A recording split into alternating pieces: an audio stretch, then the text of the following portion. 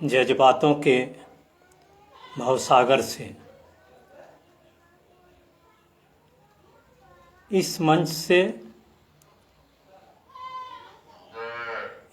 के द्वारा आयोजित छंद कौशल कार्यक्रम में आप सभी का बहुत बहुत हार्दिक अभिनंदन है। यह मंच आदरणीय स्मिता श्रीवास्तव जी के द्वारा संचालित किया जाता है। जज्बातों के भवसागर से मंच एक विविध आयामों से जुड़ा हुआ मंच है, जिसमें वैसे कलाकार, रचनाकार,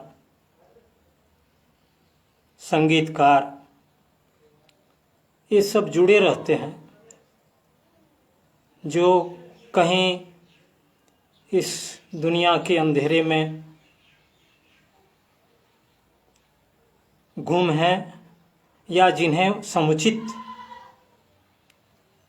फैलने का प्रकाश नहीं मिला है। आदरणीय स्मिता श्रीवास्तवा को बहुत बहुत धन्यवाद, जो ऐसे वंचित लोगों को अपने मंच के माध्यम से सबों तक उनकी कृतियों को फैलाती हैं। छंद कौशल कार्यक्रम में हम लोग विविध छंदों के बारे में जानेंगे। आज इस मंच का प्रथम दिन है। सबका स्वागत है। सभी ध्यान से इस मंच में जुड़ेंगे और इसमें छंद के बारे में बारीकी से बतलाया जाएगा। आप लोगों ने YouTube में देखा होगा या दूसरी जगह देखा होगा या आयोजन में देखा होगा, परंतु इसकी विशेषता है कि इसमें किसी भी छंद के बारे में इतनी बारीकी से बतलाया जाएगा कि उसमें कुशलता आ जाए, बशर्ते कि ध्यान उस पर रहे और उसके अनुसार लगन से, मेहनत से काम करे। छंद मात्राओं और वर्णों की विशेष व्यवस्था है, जिसमें संगीतात्मक लय होता है। वर्ण या मात्रा इसमें नियमित रूप से इस प्रकार संयोजित किए जाते हैं कि उससे एक संगीतात्मक लय उत्पन्न होता है। इसके 8 अवयव हैं, जैसे चरण, वर्ण, मात्रा, क्रम, यति, गति, तुक और गण। गण में जैसे हो गए यगन, मगन, तगन, रगन, जगन, मगन, सगन, नगन, भगन, सगन। छंद 4 प्रकार के होते हैं। एक मात्रिक, एक वर्णिक, एक उभय। कुछ ऐसे छंद हैं जो मात्रिक भी हैं और वर्णिक भी हैं, और एक मुक्तक या छंद मुक्त भी होता है। मात्रिक या वर्णिक छंद में सम मात्रिक, अर्धसम मात्रिक और विषम मात्रिक होता है। सम मात्रिक छंद जिसके सभी चरणों में समान मात्रा या समान वर्ण होते हैं। सम छंद में, मात्रिक में भी, वर्णिक में भी। अर्धसम मात्रिक या वर्णिक छंद में उसमें से 4 चरण में से 2 चरण समान होते हैं और 2 चरण अलग समान होते हैं। यानी इसकी मात्रा प्रथम चरण या तृतीय चरण की जो मात्रा रहे, उसी प्रकार द्वितीय और चतुर्थ चरण की मात्रा सम होती है। प्रथम और द्वितीय की समान नहीं होती है, इसलिए इसको अर्धसम कहा जाता है। और विषम में चरणों में मात्राएं या वर्ण समान नहीं होता। आज हम लोग अर्धसम मात्रिक छंद दोहा के बारे में चर्चा करेंगे। दोहा देखने में सरल है, परंतु अच्छे अच्छे विद्वान भी कभी कभी फिसल जाते हैं। इसमें कलन पर ध्यान रखा जाता है। और एक विशेषता है दोहा में, लोग देखते हैं जो विद्वान या बहुत जानकार हैं, शब्दों को क्लिष्ट संयोजित करते हैं। दोहा बिल्कुल सरल शब्दों से रचा जाना चाहिए और उसका भाव बहुत गंभीर होता है, जबकि दोहा छोटा होता है लेकिन उसका भाव बहुत गंभीर होता है। सतसैया के दोहरे अरुणाव के तीर, देखन में चोट लगे घाव करे गंभीर। दोहे में बहुत सीमित शब्दों में गंभीर भाव व्यक्त किए जाते हैं, गंभीर विचार व्यक्त किए जाते हैं, इसलिए दोहे का महत्व बहुत ज़्यादा है। और छंदों की रचना में, अन्य छंदों की रचना में दोहे का बहुत ही व्यवहार किया जाता है, इसलिए दोहे को जानना बहुत आवश्यक है। आइए हम लोग इस आयोजन में इस बार दोहा लेखन के बारे में जानेंगे कि इसका क्या विधान है, और एक एक विधान या जो एक एक शर्त है, जो नियम है, उसकी व्याख्या के साथ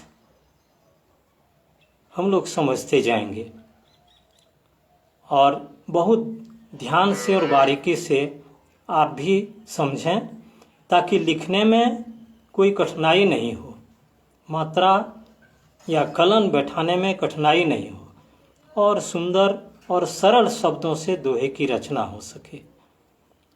तो हम लोग सबसे पहले माता सरस्वती की वंदना कर लें दोहे से ही। आज जो भी वंदना या गायन जो भी होगा दोहे से ही होगा। सबसे पहले श्री गणेश हो रहा है इस छंद कौशल का, तो हम लोग गणेश जी की वंदना दोहे से करते हैं। जय गणेश गणनाथ जी, सिद्ध करें सबका।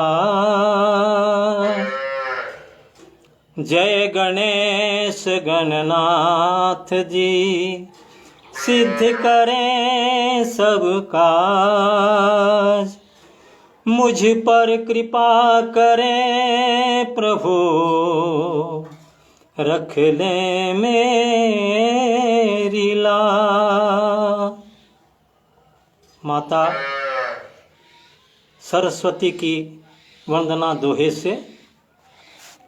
विद्यादायिनी शारदे, दे कवित्व का ज्ञान। विद्यादायिनी शारदे, दे कवित्व का ज्ञान। अहंकार न चित बसे, दे चरणों में स्थान। सबको बहुत बहुत धन्यवाद जो इससे जुड़े हैं, उनका आभारी हैं। अब आगे हम लोग दोहा लेखन, उसका विधान, इसकी चर्चा एक एक बिंदु के अनुसार व्याख्या करते हुए करेंगे। ध्यान से आप लोग पूरे ध्यान से अंगीकार करते हुए चलेंगे। सबसे पहले दोहा लेखन के लिए सामान्य बातें जो हैं यानी विधान, उसकी चर्चा करते हैं। दोहा एक अर्धसम मात्रिक छंद है जिसमें 2 पद होते हैं। अब इसको समझा जाए, अर्धसम मात्रिक छंद क्या है और ये पद क्या है। एक दोहे के उदाहरण से देखते हैं। काव्य कला में श्रेष्ठ है, काव्य कला में श्रेष्ठ है, दान गुणों में श्रेष्ठ, तप की सीमा मुक्ति है, हरि कीर्तन है श्रेष्ठ। सभी रचनाएं, दोहे जितने भी मेरे द्वारा कहे जाएंगे सभी स्वरचित हैं। तो पहले अर्धसम मात्रिक, इसमें काव्य कला में श्रेष्ठ है 13 मात्राएं हैं और दान गुणों में श्रेष्ठ 11 मात्राएं हैं। फिर आगे की पंक्ति में तप की सीमा मुक्ति है और हरि कीर्तन में श्रेष्ठ, हरि कीर्तन है श्रेष्ठ। तप की सीमा मुक्ति है 13 मात्राएं और हरि कीर्तन है श्रेष्ठ 11 मात्राएं। तो इस प्रकार देखते हैं, इसमें प्रत्येक पंक्ति में काव्य कला में श्रेष्ठ है 13, उसके बाद रुकावट यानी यति होता है, और दान गुणों में श्रेष्ठ 11 मात्राएं हैं। तो इसमें 13 और 11 यानी पहला, दूसरा, तीसरा, चौथा। तो पहला और तीसरा ये 13 है और तीसरा और चौथा 11। इसका मतलब है पहला और तीसरा मिलता है यानी आधा मिल रहा है, और 11 दूसरा और चौथा ये दोनों मिल रहा है। इसलिए यह अर्धसम मात्रिक छंद है। 2 पद इसमें हैं, 2 पद मतलब 2 पंक्तियां जिसमें 13-11 और 13-11 मात्राएं हैं। अब प्रत्येक पद में 2 चरण होते हैं। प्रत्येक चरण में जैसे आगे बतलाया गया, काव्य कला में श्रेष्ठ है, दान गुणों में श्रेष्ठ, ये पहला चरण हो गया। काव्य कला में श्रेष्ठ है और दान गुणों में श्रेष्ठ हो गया दूसरा चरण। तो प्रत्येक पद में यानी प्रत्येक पंक्ति में 2 चरण हैं, प्रथम द्वितीय। फिर दूसरी पंक्ति में प्रथम और द्वितीय, तृतीय और चतुर्थ। तो प्रथम और तृतीय ये मात्राएं समान है 13 मात्राएं, और द्वितीय और चतुर्थ 11 मात्राएं समान है। इस प्रकार इसमें 4 चरण होते हैं। पहले और तीसरे चरण को, क्योंकि पहला और तीसरा है ये विषम अंक है, विषम संख्या है, इसलिए इसको विषम चरण कहते हैं। पहला और तीसरा विषम चरण कहा जाता है, और दूसरा और चौथा ये 2 और 4 सम संख्या होती है, इसलिए इसको सम चरण कहते हैं। यानी विषम चरण 13 मात्राओं के होते हैं और सम चरण 11 मात्राएं के। दूसरे और चौथे चरण को सम चरण कहते हैं जिसमें 11 मात्राएं होती हैं। विषम चरण के अंत में,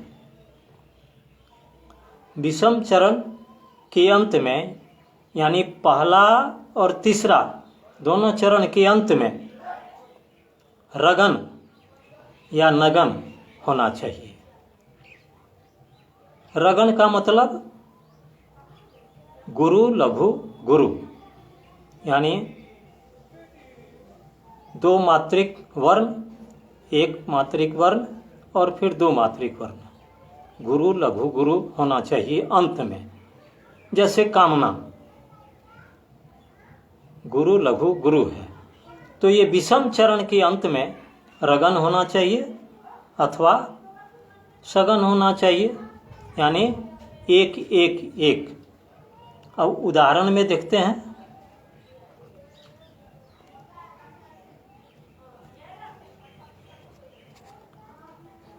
जो अधीन अपने रहे यह तो है सुख रूप। जो अधीन अपने रहे, ने रहे यानी गुरु लघु गुरु हो गया। तो इस तरह से 2 1 2 हो गया। दूसरा देखते हैं, अति सुंदर अनुपम सुभग। अनुपम सुभग, इसमें 2 1 2 नहीं है, 1 1 1 है, सुभग। तो इस प्रकार का भी होता है, यानी विषम चरण में अंत में रगन या सगन, नगन यानी रगन 2 1 2 और नगन यानी 1 1 1, लघु लघु लघु। इस प्रकार हम लोग लिख सकते हैं। जो अधीन अपने रहे यह तो है सुख रूप, पराधीन जो भी रहे वह है दुख स्वरूप। अब इसमें रहे, अपने रहे हो गया। दूसरे उदाहरण में देखें, अति सुंदर अनुपम सुभग, 1 1 1 है विषम चरण के अंत में। 10 भुज अपरंपार, मनहर परम लुभावना, भावना 2 1 2, माता का श्रृंगार। तो ये विषम चरण जो है उसके अंत की बात हुई, यानी 2 1 2 रहना चाहिए अथवा 1 1 1, यानी गुरु लघु गुरु या लघु लघु लघु। ये विषम चरण यानी पहले चरण और तीसरे चरण में रहता है। अब हम लोग सम चरण में देखते हैं। सम चरण में अंत में क्या रहता है? सम चरण के अंत में गुरु लघु होना चाहिए और तुक मिलना चाहिए दोनों चरणों में, यानी द्वितीय चरण, दूसरा चरण और चौथा चरण, ये दोनों सम चरण हैं।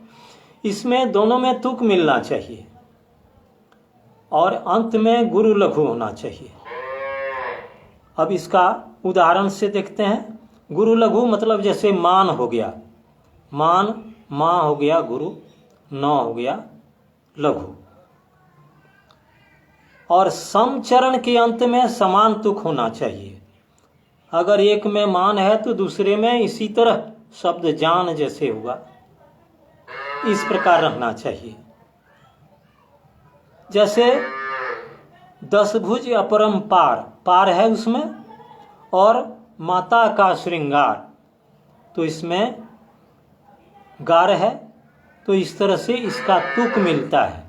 द्वितीय चरण का और चतुर्थ चरण का अंत में तुक मिलना चाहिए और गुरु लघु अंत में रहना चाहिए। अब हम लोग दोहा छंद जो बनाएंगे तो उसमें शब्दों को किस प्रकार बैठाएं, उसका क्या कलन होना चाहिए कि वह लययुक्त हो जाए, ये जानना सबसे ज़्यादा जरूरी है, बहुत जरूरी है। कलन अगर नहीं जानते हैं, मात्रा समान कर दिया तो लय नहीं आने से वो सही छंद नहीं बनता है। इसलिए कलन की जानकारी आवश्यक है। कलन में देखते हैं कि दोहे का कलन कितने प्रकार से हम लोग इसको लिख सकते हैं, शब्दों को किस तरह संयोजित कर सकते हैं ताकि ये दोहा का लय लेकर के बने और गलत नहीं हो, मात्रा भी सही हो जाए। अगर कलन के साथ बनाएंगे तो मात्रा गिनने की भी आवश्यकता नहीं है। शब्द गिनिए, आप शब्द बैठाइए, मात्रा अपने आप ठीक हो जाएगी। ये एकदम कमांड होना चाहिए। दोहे पर अगर कमांड रहेगा तो किसी भी रचना पर, किसी भी छंद पर आप कमांड कर सकते हैं, क्योंकि कलन लिखने की कला आप में आ जाएगी। इसलिए दोहे को ही मैंने सर्वप्रथम इसी से श्री गणेश किया। तो इसका कलन देखते हैं कि विषम चरण की मात्रा का किस तरह कलन हो, किस तरह उसका विधान हो, किस तरह वह चले, इसका विन्यास कैसे हो। विषम चरण का विन्यास 2-3 प्रकार से कम 2 प्रकार तो याद रखना चाहिए। एक हो गया 4 4 3 2, यानी ऐसे शब्द लिए जाएं जिसमें 4 मात्राएं, उसके बाद फिर 4 मात्राएं वाला शब्द, उसके बाद 3 मात्रा का शब्द, उसके बाद 2 मात्रा का। अंत में जो नियम है 2-1-2 अथवा 1-2 ये आना चाहिए। तो विषम चरण में मात्रा का विन्यास हो गया 4-4-3-2। चोकल, चोकल, त्रिकल, द्विकल। चोकल, चोकल क्या हो गया? जैसे, जैसे, जैसे, जैसे यानी उदाहरण क्या हो गया? जैसे। जैसे मतलब हो गया 2 मात्रा जय में और से इसमें भी 2 मात्रा, 2-2 4 मात्रा। 4 मात्रा वाले शब्द चोकल कहते हैं, चोकल शब्द कहे जाते हैं। त्रिकल 3 मात्रा का, जैसे हो गया सु या सुमन।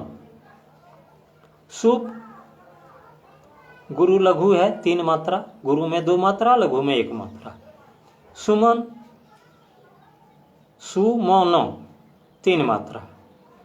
तो चोकल, चौकल, त्रिकल और द्विकल ये 4 मात्रा वाले शब्द को चोकल कहते हैं, 3 मात्रा वाले शब्द को त्रिकल कहते हैं, द्विकल 2 मात्रा वाले शब्द को कहते हैं। अब ये सब होते क्या किस तरह से हैं? चोकल आप जोड़ करके बैठाएंगे,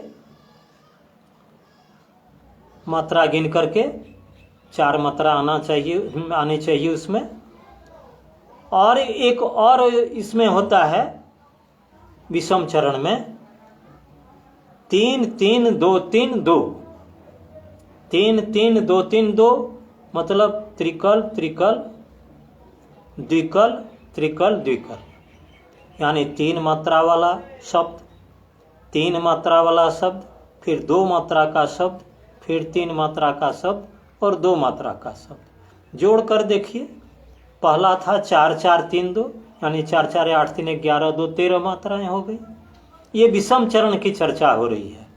और दूसरा हो गया त्रिकल, त्रिकल, द्विकल, त्रिकल, द्विकल। 3-3-3-2, 3-3-2-3-2। अब इसका हम लोग देखते हैं उदाहरण में।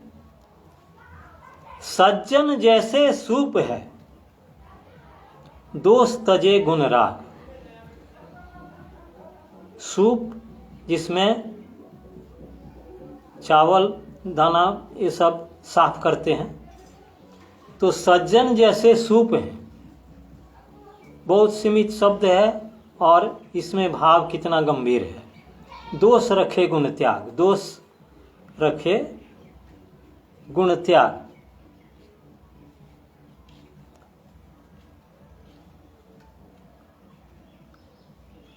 दुर्जन, ये दुर्जन का हो गया। सज्जन जैसे सूप है, दोष तजे गुण राग। दोष तजता है, जो उसमें गंदगी रहती है उसको, भूसा रहता है उसको उड़ा देता है। और गुण राग, गुण के साथ प्रेम है, जो दाना है उसको रख लेता है। छोटी सी बात है। और दुर्जन चलनी देखिए, चलनी में दुर्जन जो है, चलनी का उदाहरण दिया है, वो क्या करता है? ये दोष रखे, जो गंदगी है उसको रखता है और नीचे जो है दाना उसको हटा देता है, यानी गुण का त्याग करता है। ये भाव है दोहे में। सीमित में बहुत बड़ा कथन हो जाता है।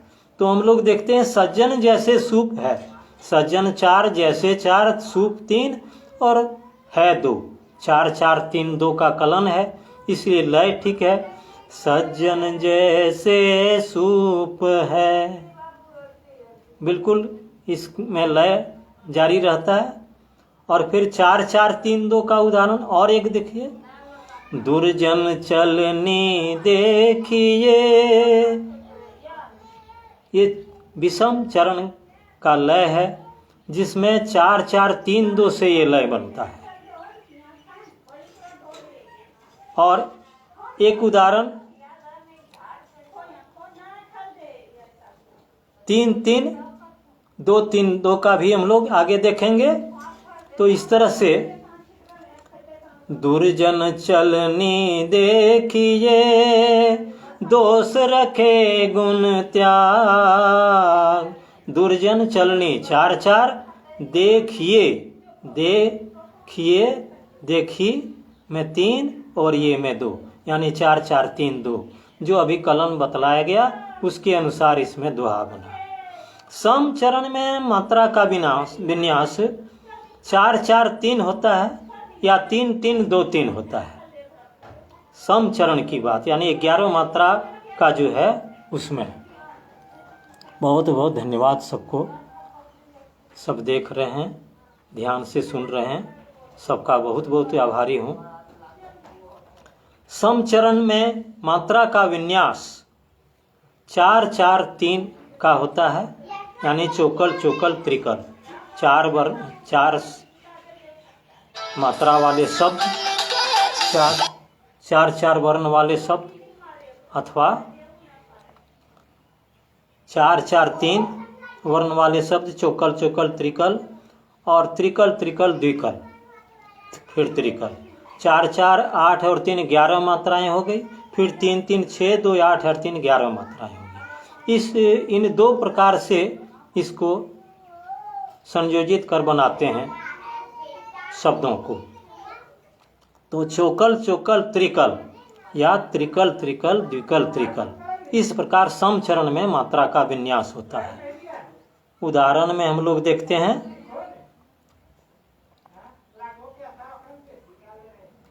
प्रभु रहते हैं भाव में, चित में बसते जान, पत्थर माटी काठ में रहे नहीं भगवान। प्रभु रहते हैं भाव में, चित में बसते जान। प्रभु रहते हैं भाव में, चित में बसते जान। चित में, चित 2 और में 2, 4 हो गया।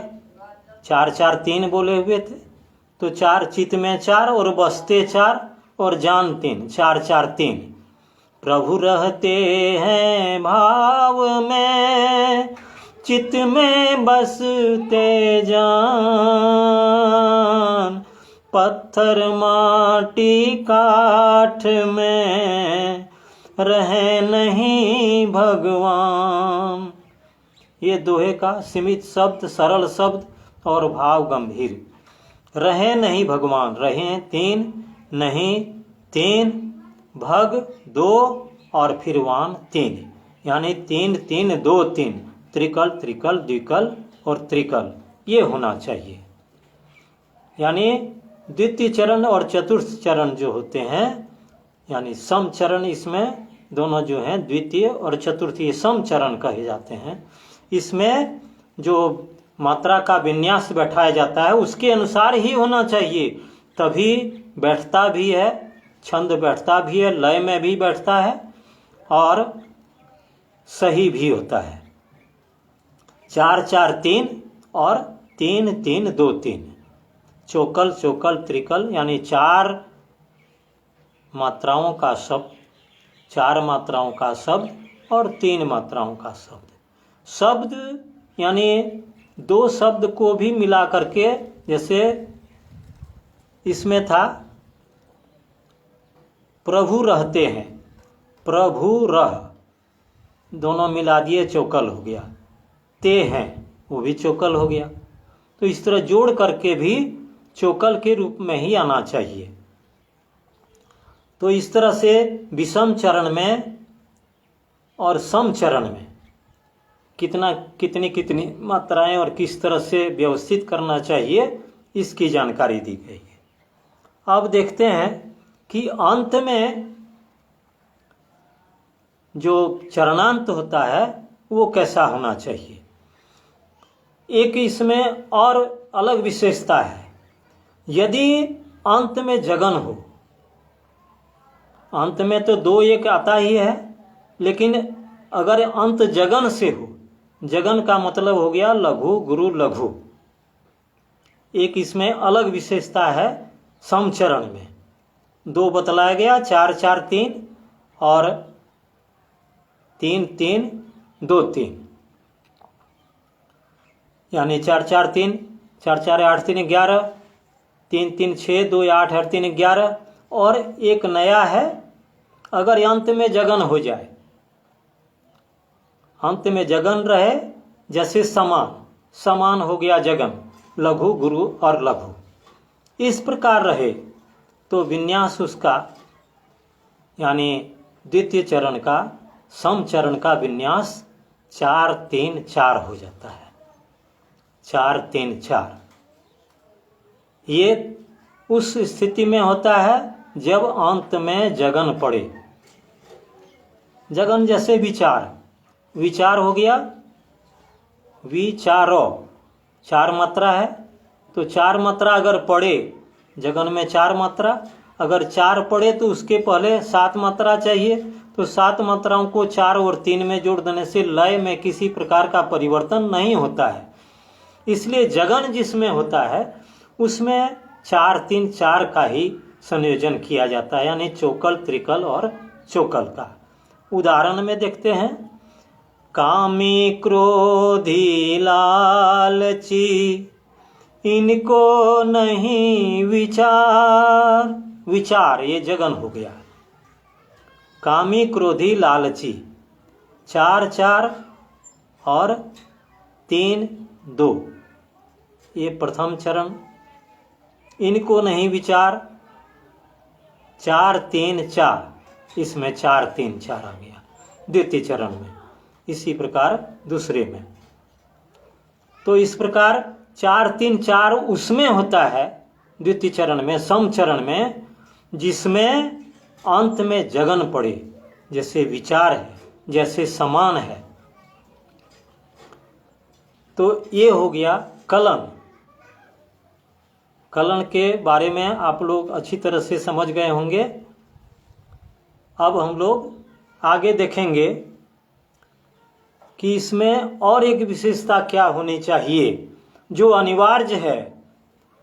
अगर सब कुछ बराबर है, मात्रा भी ठीक है, तो इसमें एक विशेषता है कि ये अनिवार्य रूप से होना ही चाहिए, और नहीं तो ये दोहा छंद का विधान से अलग हो जाएगा। ये क्या है? सबसे बड़ी बात, दोहा के चारों चरण में 11वीं मात्रा, 11वीं मात्रा जो है वो निश्चित रूप से लघु होनी ही चाहिए। 11वीं मात्रा 13 11 पर यति होना चाहिए, ये तो प्रारंभ में ही कहा गया और उसको समझ रहे हैं। 13 में एक चरण हो गया, द्वितीय चरण हो गया 11 में, फिर तृतीय चरण 13 मात्रा में, फिर 11 में अंतिम चरण। तो 13 11 में यति यानी ठहराव हो गया। और अंत में जो है, अंत में एक ये प्रथम चरण में 11वीं मात्रा पड़ जाता है, ये पड़ती है। 13 मात्राएं उसमें हैं, तो उसी में 11 पड़ेगा प्रथम चरण में। तो शुरू से जो दोहा है, एक पंक्ति में, एक पद में 11वीं मात्रा जो है वो लघु होना अनिवार्य है, उसमें लघु होना ही चाहिए। अभी जितने भी दोहे बताए गए सब में 11वीं मात्रा में लघु था। हम लोग और उदाहरण में देखते हैं, जिस नर में प्रभुता रहे पर हो क्षमा निधान, जो दरिद्र दानी रहे मिले स्वर्ग में मान।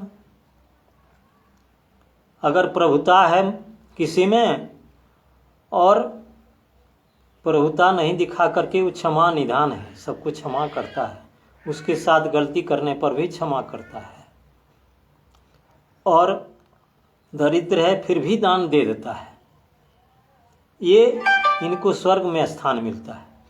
तो जिस जन में प्रभुता रहे, जिस जन में, जिस नर में, जिस नर 4 में प्रभु 4 ता रो 3 और हे 2।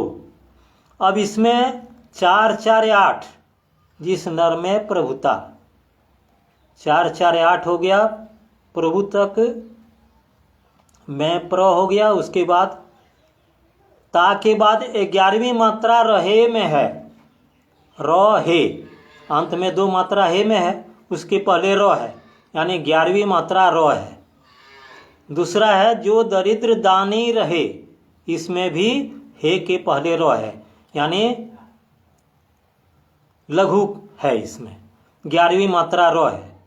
तो प्रत्येक दोहे में प्रथम चरण में 11वीं मात्रा पर जो अक्षर, जो वर्ण होता है, उसमें लघु होना, उसका लघु होना बिल्कुल अनिवार्य है।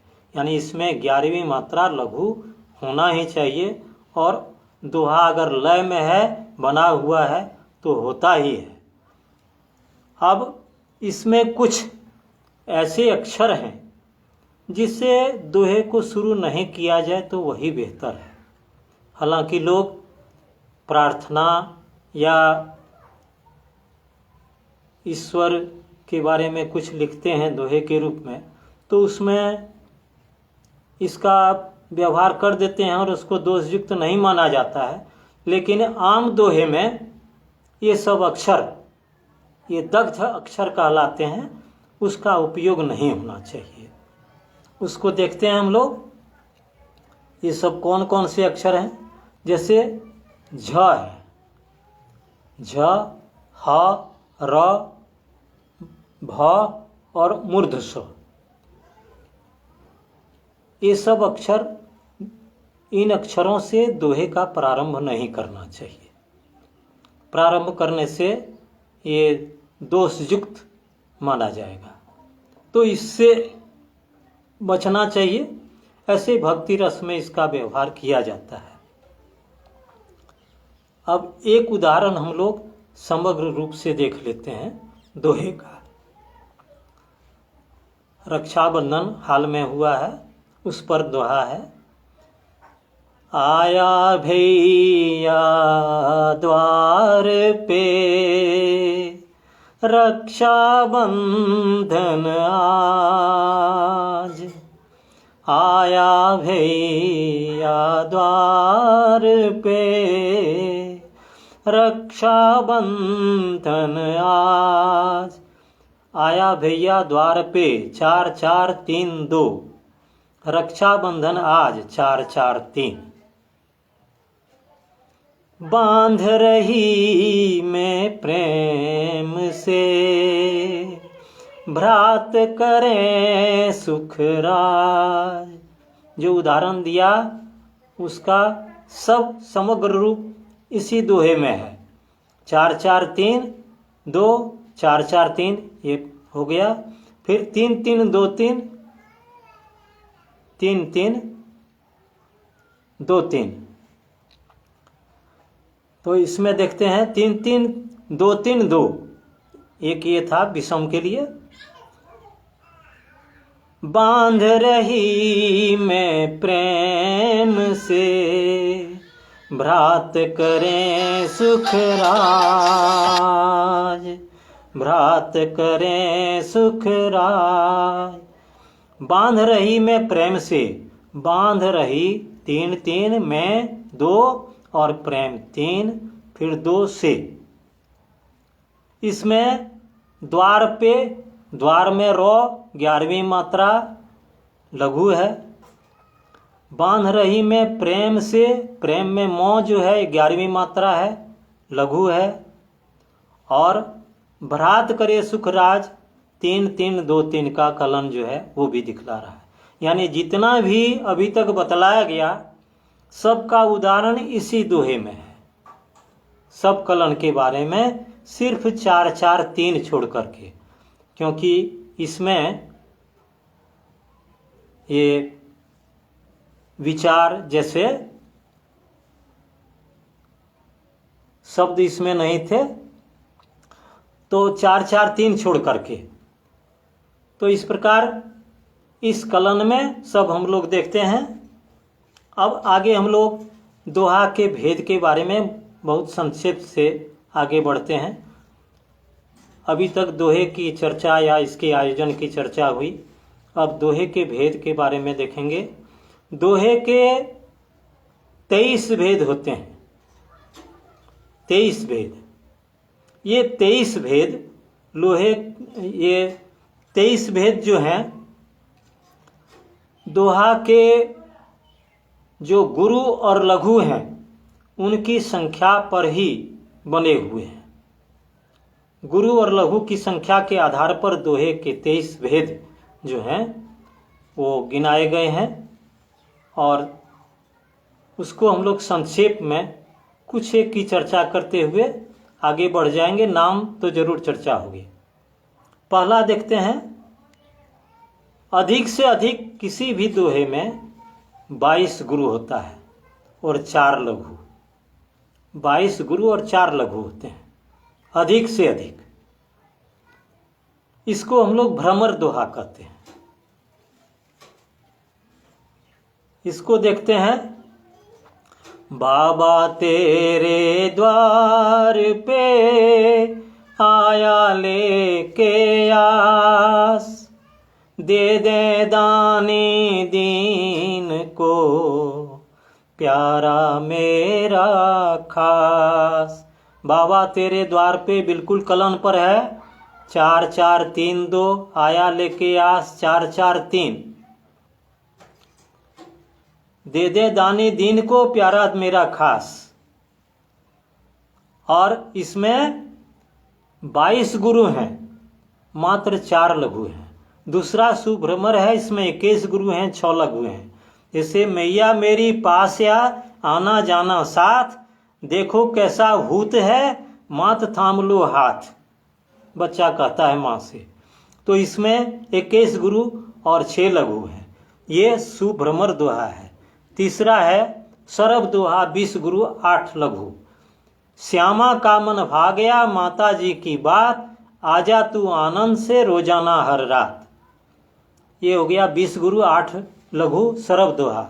चौथा है सेन दोहा, इसमें 19 गुरु 10 लघु। तेरा क्या चंदन रचा सीधी टेढ़ी रेख, देखा जब मैंने तुझे आंखें ठहरी देख। इसमें 19 गुरु हैं, 10 लघु हैं। सेन दोहा है। पांचवा मंडूक दोहा, माँ काली पूजा सभी करते भाव विभोर, करते भाव विभोर 4 3। और ये विभोर जो शब्द है 1 2 1 का, उसके पहले इसमें 4 3 आया है। तो ये आ गया मंडूक में, माँ काली पूजा सभी करते भाव विभोर, लोग पटाखे छोड़ते करते जोरों शोर। मरकट दोहा 17 गुरु 14 वर्ण है। सबकी तो सुन लो सदा, सोचो जो है सार, मन में रहे विवेक तो अच्छा है सब यार। करब दोहा 7वां, ये 16 गुरु 16 लघु हैं। बड़े बड़ों की बात है जो कह दे स्वीकार, उनसे कुछ शिकवा नहीं कहना भी बेकार। ये 16 गुरु 16 लघु। नर दोहा में 15 गुरु और 18 लघु होता है। राम नाम महिमा बड़ी, राम न सके बखान, नाम मर्म शिव जानते दिया श्रेष्ठ सम्मान। 15 गुरु और 18 लघु। हंस दोहा 9वां हो गया। 14 गुरु 20 लघु। गयन दोहा 13 गुरु 22 लघु। पयोधर दोहा 12 गुरु 24 लघु। बल दोहा 11 गुरु 26 लघु। घटता जा रहा है गुरु और लघु बढ़ते जा रहा है। पान दोहा 10 गुरु 26 लघु। अति सुंदर अनुपम सुभग 10 भुज अपरंपार, मनहर परम लुभावना माता का श्रृंगार। इसमें 10 गुरु 28 लघु हैं। त्रिकल दोहा 9 गुरु 30 वर्ण। चपल चणक चपल चिखुरी चुने, चटपट चुनकर खाए, कृषक कुपित हो कांपता कोयल कजरी गाय। 15 कच्छप दोहा 15वां 8 गुरु 32 लघु। उसके बाद मत्स्य दोहा 7 गुरु 34 लघु। हरदम खटपट मत करो सघन तमस है रात, उछल उछल कर क्यों चले इधर उधर क्या बात। उसके बाद है शार्दुल दोहा 6 गुरु 36 लघु। उसके बाद आगे है 5 गुरु का यहीवर दोहा, 4 गुरु का ब्याल दोहा, 3 गुरु का विडाल दोहा। अब गुरु की संख्या समाप्त होने को है। 2 गुरु है 46 लघु। देखें इसमें 2 गुरु में किस तरह से बन रहा है। 2 गुरु में स्वान दोहा है 2 गुरु का। रगड़ झगड़ अनहद कलह, इसमें 2 ही गुरु है। 2 गुरु है, इसका मतलब अंत में जो लिखा जाता है अभिराम, जैसे 2 और 1 आता है तो 2 और 1 आएगा जो सम चरण है उसमें, और 2 गुरु जो सब इसमें है अंत में 2 और 1 वही आता है, क्योंकि 2 ही गुरु है और अंत में 2 1 आना है तो सम चरण में केवल रहेगा 2 गुरु। तो इसमें है रगड़ झगड़ अनहद कलह मत कर यह विराम, यह कर्तव्य अति अशुभमय भज हरि शुभ कर नाम। नाम और अभिराम में 1 गुरु है, बाद बाकी सब लघु है।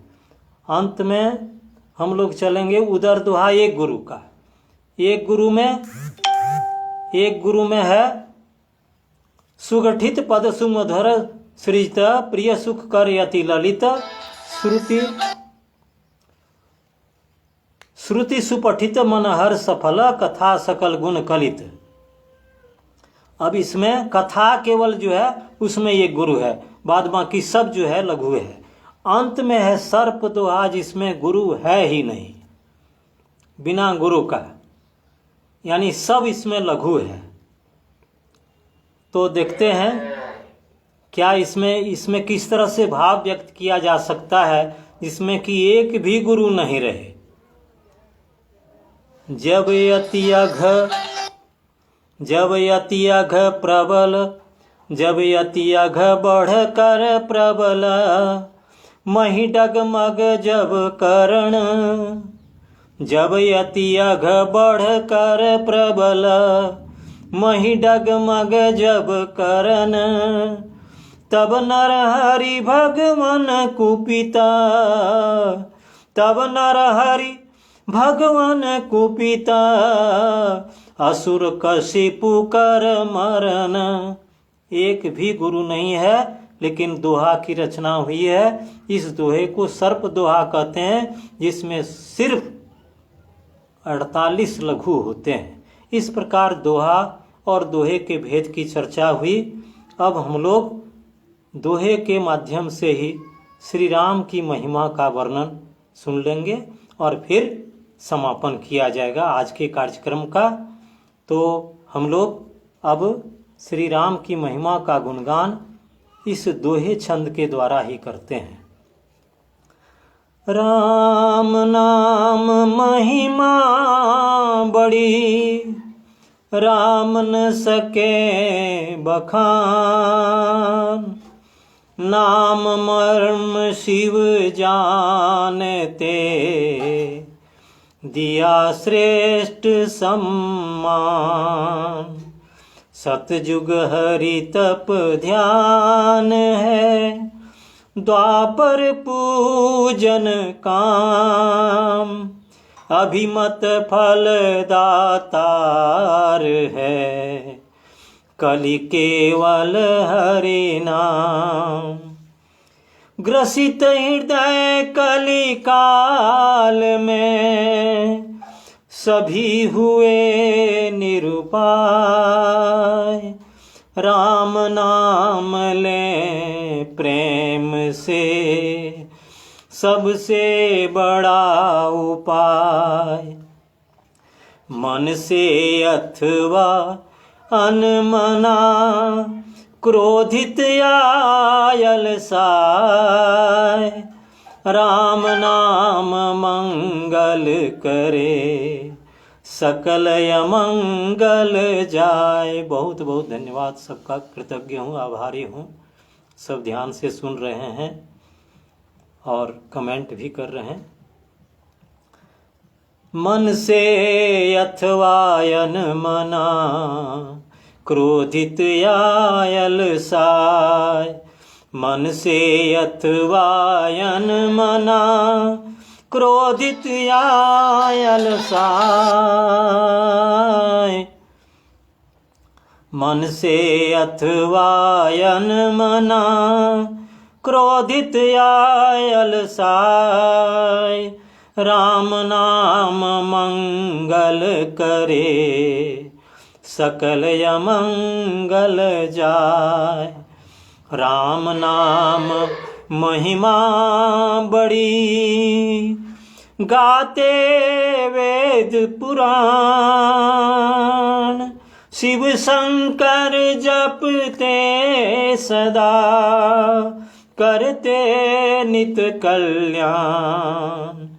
स्वयं राम कहते जपें, नाम सुहृदय मन लाय। भक्ति उदित हो चित्त में, परमानंद समाय। नारद ने प्रभु राम से, मांगा यह वरदान।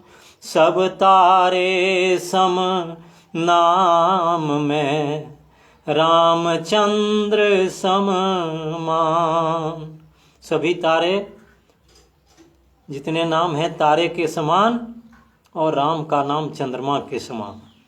सभी नाम मंगल करें, वरदायक श्रुति ज्ञान।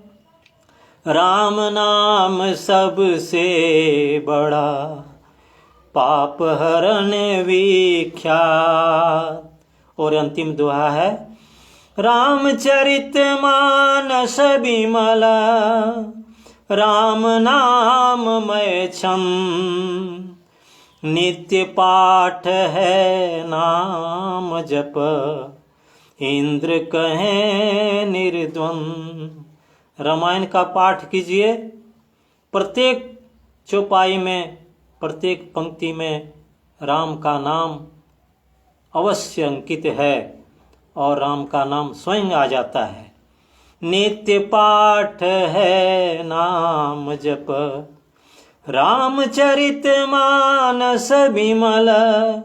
राम नाम मय छंद, नित्य पाठ है नाम जप, इंद्र कहे निर्द्वंद।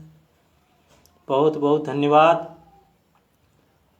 धन्यवाद है इस मंच को जज्बातों के भवसागर से आप सभी का पुनः अभिवादन करते हुए, पुनः स्वागत की आकांक्षा करते हुए, सोठा छंद अगले एपिसोड में उसकी व्याख्या की जाएगी, उसके बारे में बतलाया जाएगा विस्तार से। और संभव हुआ तो दोहे की रचना के बारे में जितना भी कहा गया उसे संक्षेप में इस मंच को भेज दिया जाएगा, ताकि सब पढ़कर या फिर से देख करके सब पुनरावृत्ति कर सकें और स्वयं रचना भी रच सकें। तो आप लोगों ने बहुत धैर्य के साथ मुझे सुना, बहुत बहुत धन्यवाद। आप सबों का आभारी हूँ। इसी प्रकार आप सभी आते रहिए और छंद की रचना में कुशलता प्राप्त करते जाइए। बहुत बहुत धन्यवाद। जय श्री कृष्ण। नमस्कार।